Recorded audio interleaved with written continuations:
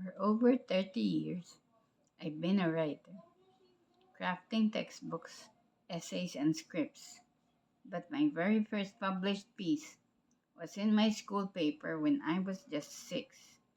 Since then, I've worn many hats: a mom of 3, an English and literature teacher for nearly a decade, a theater director, and more.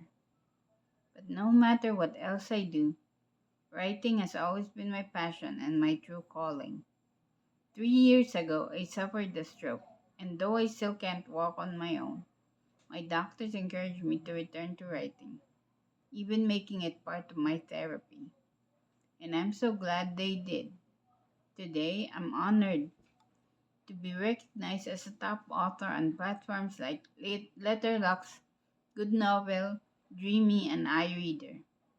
Even better, the founder of www.versdom.com personally brought me on as a senior editor and graphic artist, where I now approve books and upgrade book covers before they go live on the site.